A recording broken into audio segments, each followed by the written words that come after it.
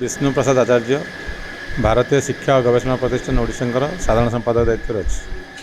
Sir आज जो संभाग स्तरीय समूह आचार्य आचार्य आचार्य प्रशिक्षण शिविर कार्यक्रम कौन अभिमुख रही कार्यक्रम कौन आम ओडिशार 30टा जिला को आम 4टा संभाग करूँ से बालेश्वर संभाग गोटे अन्यतम।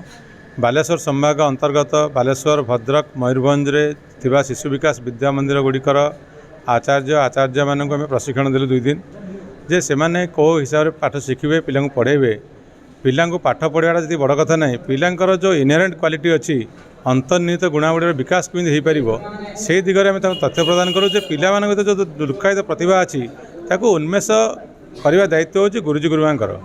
पाठ तो सबुठे पढ़ा हो किंतु पिला भीतर जो तत्व अच्छी ताकू बाहर को आनिबा पिला भीतर सेल्फ कॉन्फिडेंट क्रिएट करवा सेटा हूँ आम लक्ष्य। गोटे भल मनीष तैयारी करवा हूँ बड़ लक्ष्य आमर ये कहीं पाठ पढ़ाटा बड़ कथा नहीं गोटे भल मनीष तैयारी करवा बड़ कथा आमर ये।